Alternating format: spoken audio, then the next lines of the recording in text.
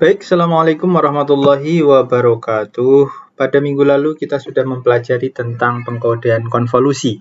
Bagaimana cara mengkodekannya apabila diketahui inputnya, kemudian strukturnya, struktur konvolusinya, kemudian kita mendapatkan hasil kode word-nya atau hasil pengkodeannya. Oke. Setelah kita berhasil mengkodekan, kemudian tugas selanjutnya adalah bagaimana mendekodingkan, membalikan pertama yakni menerima kode word, kemudian dari kode word yang diterima diinspeksi apakah kode word ini ada error nggak gitu kan. Setelah menginspeksi ada error, tahap selanjutnya adalah bagaimana merecovery informasi dari kode word tersebut menggunakan decoding. Oke. Jadi judulnya adalah Decoding of Convolutional Codes. Pertama, menggunakan cara maximum likelihood decoding. Mirip dengan pada saat kita mendekodkan block code ya. Maximum likelihood ini juga prinsipnya bahasa Indonesianya ya menebak-nebak lah. Menebak-nebak kira-kira kode word yang diterima ini kalau error ini yang mempunyai error paling kecil itu berapa sih? Maximum likelihood. Dari katanya saja maximum likelihood. Likelihood itu kemiripan. Maksimum berarti mencari kemiripan yang maksimum. Oke? Oke. Untuk mencari kemiripan, pertama langsung saja kita melompat ke pernyataan nomor 4. Misalkan diketahui X ini adalah kode word yang dikirimkan. Jadi ada informasi kemudian diencodekan ini hasilnya, ini hasil encode-nya itu dikirimkan. Nah, hasil yang dikirimkan ini itu kita sebut sebagai X. Oke, kita sebut sebagai X. Nah, X ini kemudian dikirimkan melalui kanal. Yes, ini kanal ya. Kanal. Sebut saja kanal gitu ya. Nah, kanal ini prakteknya adalah kita mengirimkan dari BTS, terus kita terima melalui handphone kita, antena di handphone kita, pengirimnya adalah di antena di BTS. Nah, ini melalui udara misalkan, melalui media. Nah, ini kan secara alami itu rentan terhadap error. Nah, rentan terhadap error, maka ada kemungkinan bahwa yang diterima itu berbeda. Maka kita tulis atau menggunakan variabel Y. Yes. Variabel Y. Sehingga kita lihat ini elemen-elemennya saja. Kemudian Y itu ada elemen-elemennya juga. Misalkan ada biner 1, biner 2, biner 3, dan selanjutnya. Maximum likelihood, algoritma maximum likelihood adalah mencari kemiripan yang sama betul. Sehingga untuk melihat kemiripannya, maka secara model matematis diterima secara model matematis kita bisa menggunakan rumus ini. Intinya adalah probabilitas. Jadi setelah konsep seperti ini, kemudian untuk menghitung seberapa mirip itu kan pakai prinsip probabilitas gitu ya. Pakai prinsip probabilitas, oke? Pakai prinsip probabilitas. Probabilitas itu apa? Probabilitas adalah seberapa mirip kan antara yang Y dan X. Maka ditulis seperti ini. Probabilitas seberapa mirip Y diketahui X. Nah, karena X ke Y ini dipengaruhi oleh channel, maka kita menggunakan prinsip probabilitas. Oke. Nah, selanjutnya kenapa di sini menggunakan learn? Setelah kita tahu mengapa kita menggunakan probabilitas, kenapa di sini menggunakan learn? Sebenarnya konsep learn ini untuk untuk memberikan nilai gain agar lebih terlihat lah perhitungannya. Alasannya adalah karena nilai probabilitas kadang suatu hal yang sangat kecil, 0,01 probabilitasnya kan.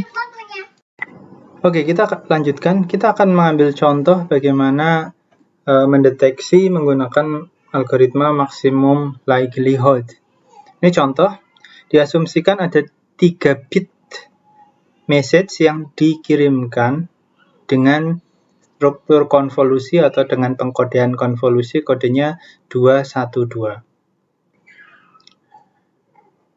Kemudian untuk mengakhiri proses pengkodean diberikan 2 biner bernilai 2 ya di akhir pengiriman. Jadi total ada 5 bit ya. Ada 5 bit.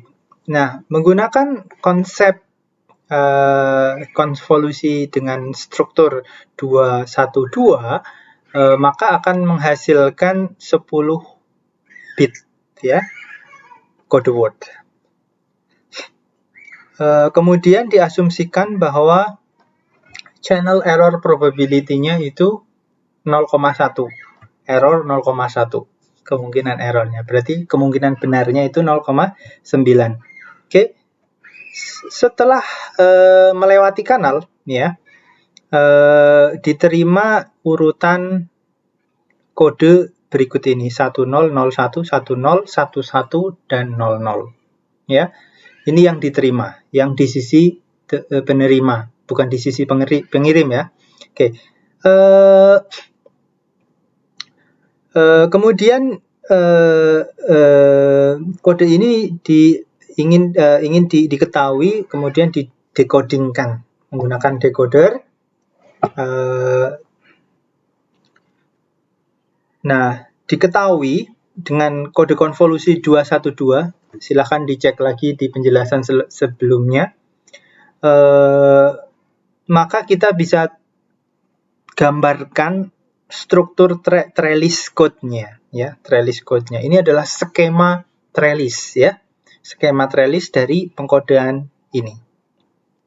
Jadi struktur 212 itu bisa dibaca menjadi trellis seperti ini ya.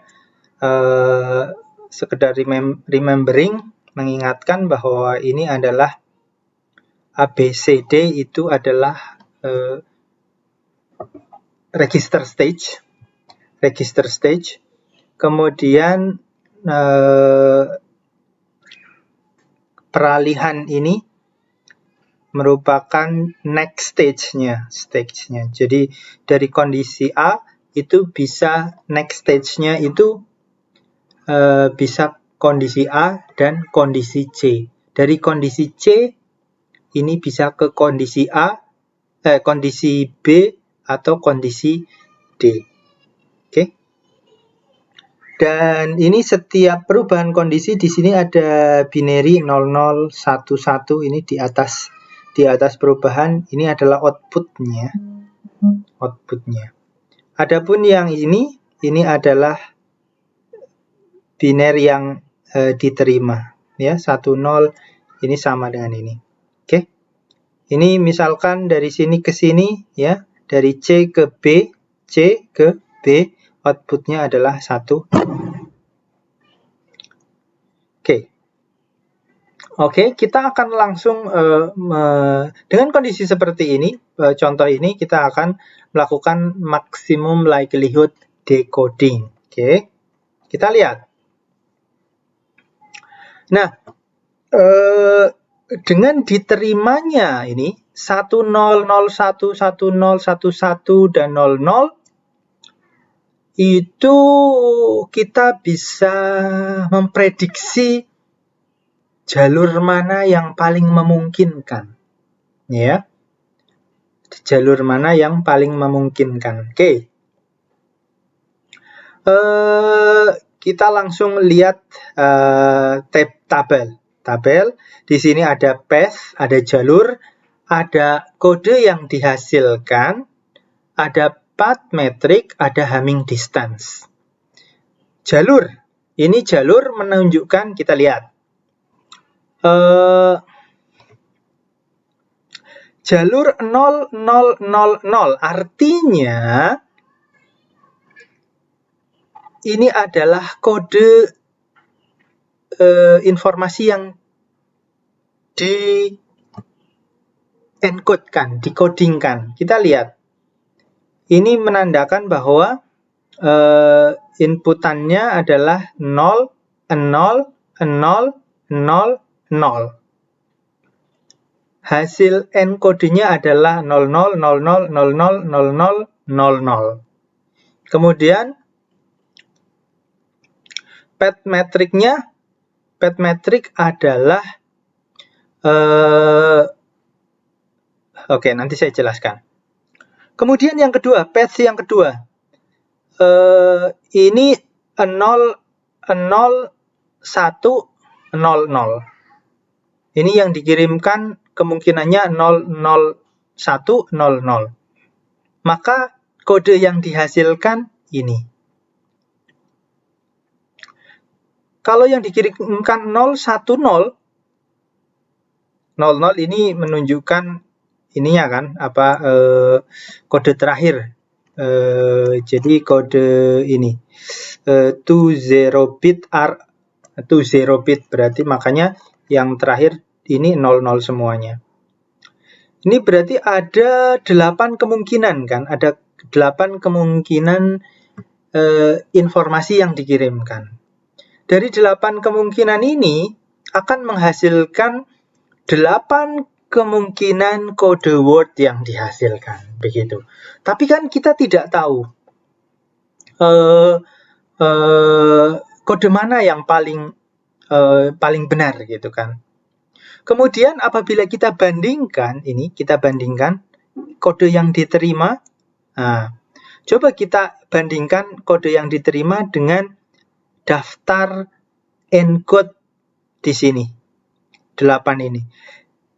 Dengan membandingkan ini, kita bisa menghitung Hamming distance-nya. Kita menghitung Hamming distance. Sebagai contoh, kode sequence 000000 dibandingkan dengan ini, maka ada berapa bit yang berbeda? Ada 5. Ya, ini 1 dengan ini, 1 dengan ini, 0 sama 1 dengan ini, 1 dengan ini, 0 sama, 0 sama, 0 sama. Berarti karena di sini ada satunya 5, maka kita gampang melihatnya di sini ada 5. Kemudian, di sini Hamming distance nomor 2, kode ini, saya coret, set. Nah, ini ada berapa? Ada 6 yang beda. Oke. Yang ini ada 2. Yang ini ada 7. Oke, ada 7. Oke. Yang baik yang mana kalau dilihat dari Hamming distance? Definisi Hamming distance kan yang beda.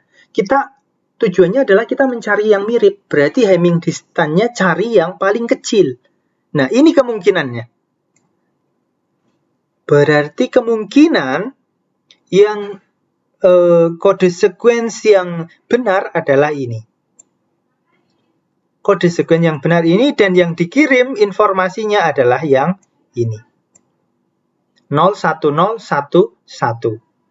Oke. Nah, selanjutnya apa ini path metric? Nah, path metric itu menghitung kesalahannya. Menghitung errornya. Probabilitas errornya. Karena probabilitas errornya yang dihitung, maka nanti dicari yang paling kecil. Oke, dari daftar ini yang paling kecil adalah ini. Oke, Berarti sudah diverifikasi oleh dua faktor, Hamming distance dan path metric. Kemudian bagaimana mencari path metricnya?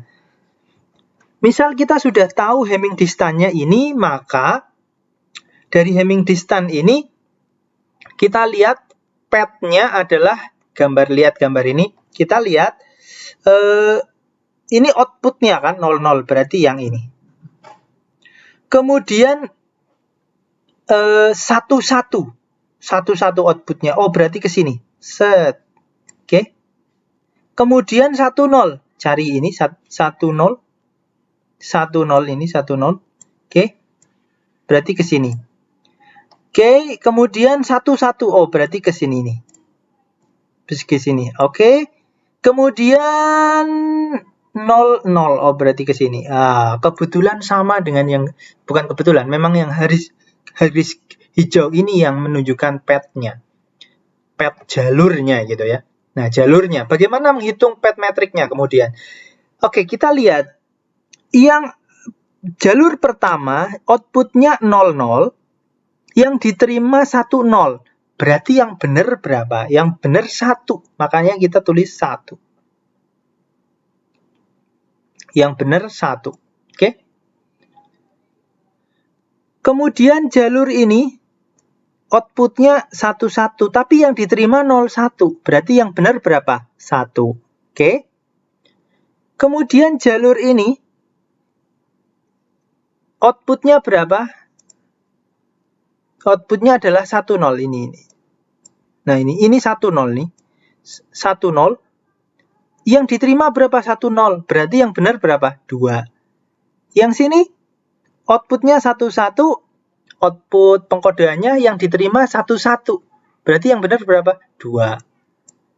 Output pengkodeannya 00. Ini yang diberikan kode ya oleh algoritmanya, dan ini yang diterima 00. Oh, berarti yang benar berapa? 2. Makanya 1 ditambah 1 tambah 2 tambah 2 sama dengan 8. Oke. Oke, 8. Oke. Kemudian 8 ini kita kali dengan min 0,01 ini dari mana? Dari learn dari 0,9. Kan benar berarti kan probabilitas benar berapa? 0,9. Karena yang salah itu 0,1 gitu. Nah, min 0,11 ini dikalikan 8 hasilnya ini, oke?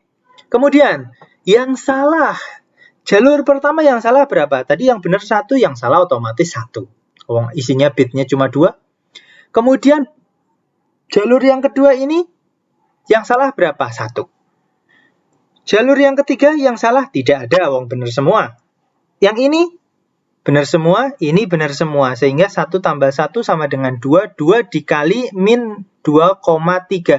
Min 2,3 dari mana ini? Dari learn berapa? Learn 0,1. Tadi kan errornya 0,1. Maka kita peroleh ini. Ya, min 0,46. Kemudian ditambah. Jadi min 5,48. Nah, kalau Anda menghitung path yang lain ya, juga hasilnya adalah ini. Oke? Oke ya. Sekarang kita sudah tahu bagaimana mendekode menggunakan maximum likelihood. Oke, selanjutnya subtopik pembahasannya adalah Viterbi algorithm. Nah, Viterbi algorithm ini kenapa sih gitu kan? Tujuannya untuk apa gitu kan?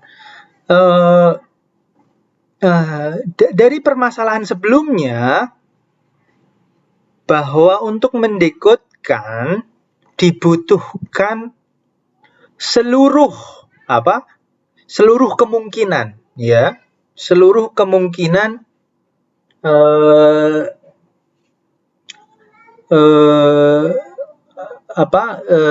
input dan kode word-nya harus diketahui, kemudian dihitung path metricnya, kemudian dihitung Hamming distance-nya. Nah, ini tidak efektif. Coba Anda bayangkan, ini hanya 3 bit loh ya. hanya 3 bit. Coba bayangkan kalau misalkan ada 10 bit saja, kemungkinannya itu sudah sangat banyak. Oleh karena itu, bagaimana mengefektifkan algoritmanya, mengefektifkan decodingnya, maka si Viterbi ini, si Viterbi yang mengusulkan, merumuskan hal baru. Yes, yang disebut dengan Viterbi algorithm. Tujuannya sama, yakni berbasis maksimal likelihood, yakni dengan mencari kemiripan. Y yang diterima mencari kemiripan dari kode word yang dikirimkan X. Oke? Kalau Viterbi, dia tidak mengelis semuanya, tetapi dia lebih melihat ke jalurnya, ya, jalur yang dilaluinya, lebih ke jalur yang dilaluinya. Oke, kita lihat.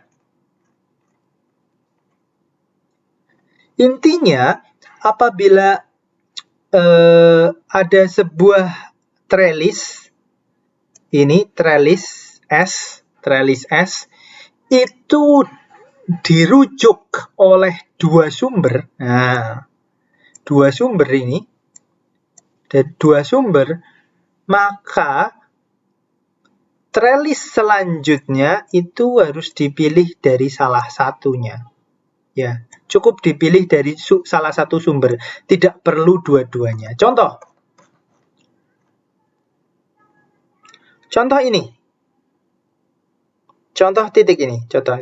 Titik ini dirujuk atau menjadi tujuan dari sumber ini dan sumber ini. Nah, untuk melanjutkan sumber selanjutnya, maka cukup dipilih dari apakah dari ini atau dari yang sini. Oke. Nah, caranya bagaimana? Kita lihat.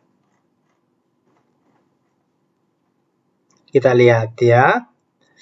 Oke.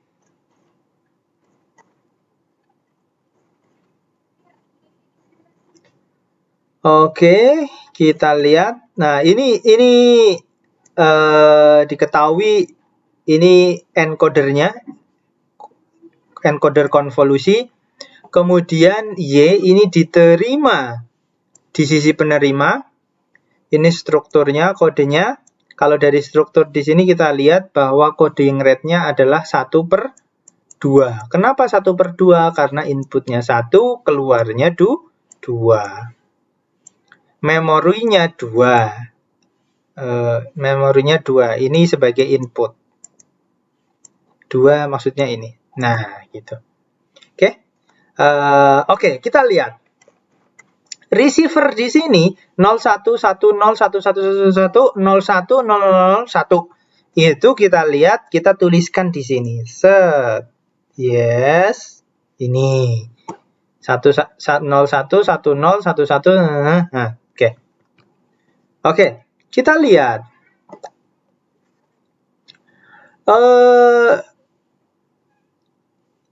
Dari kondisi awal, mesti sebuah register kondisi awalnya adalah 00. Pastilah. Pasti itu. Maka, dari kondisi 00, kan di input nih. Di inputnya tapi kita nggak tahu berapa nilainya, apakah 0 atau 1. Maka kemungkinannya kan ada 2. Kalau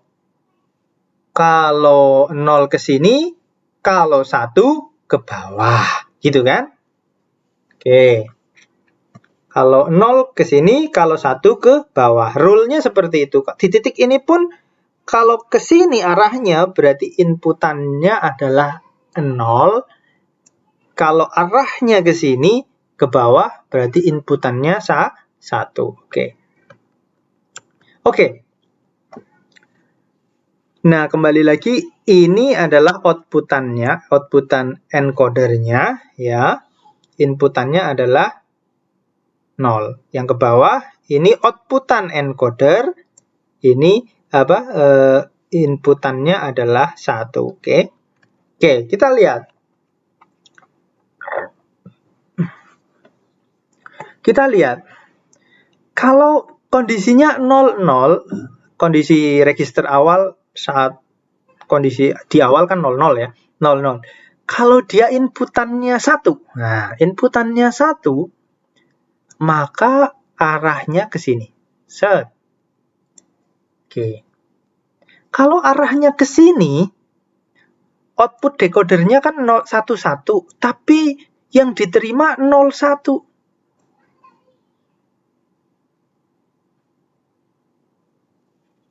Maka yang benar berapa?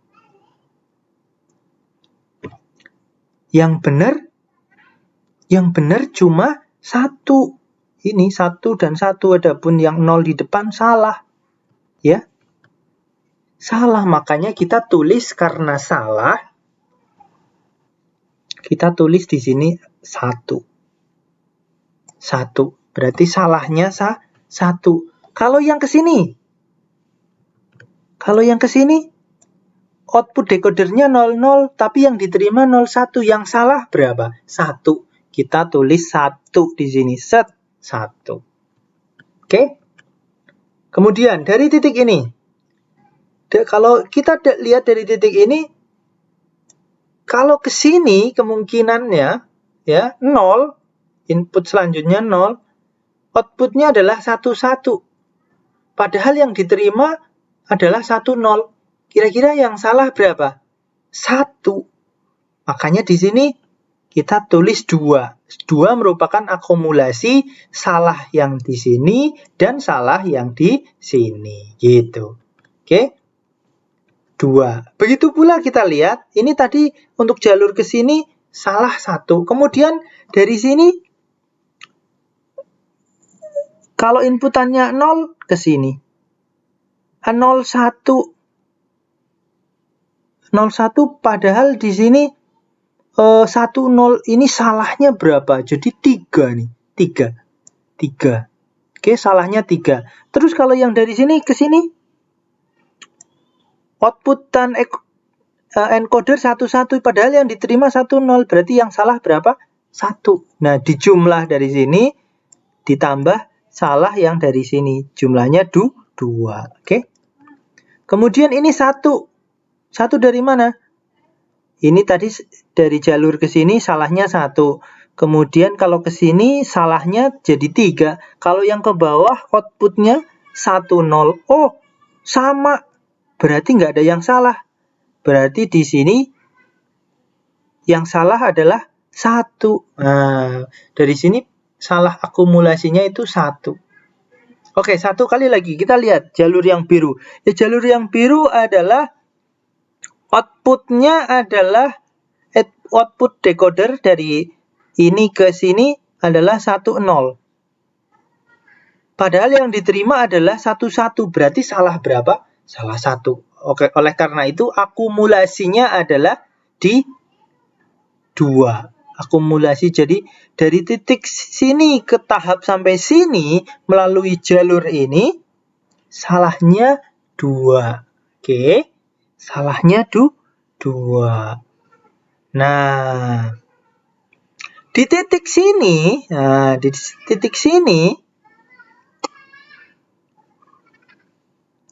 ini kita lihat ada 2 sumber juga yang mengarah ke titik sini dari posisi sini ke sini. Kalau sini berapa? Kalau dari titik sini menuju ke sini, akumulasinya adalah tadi salah 1 jadi 2. Dari ke sini kita lihat ini 01 yang diterima 11. Berarti salah 1. Berarti kalau kontribusi dari titik ini adalah 3. Kalau kontribusi dari yang biru sini adalah 2. Oke. 2 dan 3 salahnya besar mana? Besar 3. Oleh karena itu, kita milih yang biru ini. Nah, dari biru, kemudian kita lanjutkan dengan prinsip yang sama. Kalau ke atas berapa? Oh, ke atas outputnya, encodernya 11, yang diterima adalah 11 sama. Berarti menghasilkan error yang 0 ya. 0 berarti akumulasinya 2. Oke, akumulasinya 2 sampai situ. Oke, kalau ke bawah akumulasinya jadi 3, berarti tidak dipilih. Nah, 2 akumulasi kalau ke sini akumulasinya jadi 3, kalau ke bawah 3. Oke, ada kemungkinan bisa ke atas dan ke bawah. Oke, dari 2 titik ini, kalau ini ke sini akumulasinya tetap 3, kalau dari sini akumulasinya 4. Oh, berarti ini jelas kita pilih yang atas karena salahnya yang kecil. Ya, ini yang atas ya. Kemudian dari titik ini 4, jelas ini tidak dipilih. 4 ke sini 0, 0. Oh, ini 0, 1. Berarti dia tambah 1. Yes, 4. Kalau yang bawah kan yang jadi 5 ya. Ya. Oke, oleh karena itu dengan melihat kemungkinan error yang paling kecil ya ini 4 melalui jalur yang biru. Oke. Maka yang diterima adalah kita lihat 11 yang dikirim, maksud saya kode yang dikirim adalah 11 berapa? 10 ya, sama. Kemudian 10 ya. Kemudian 11 yes, 11. Kemudian 00, kemudian 00, kemudian 00. Ini adalah encoder yang dihasilkan. Oke.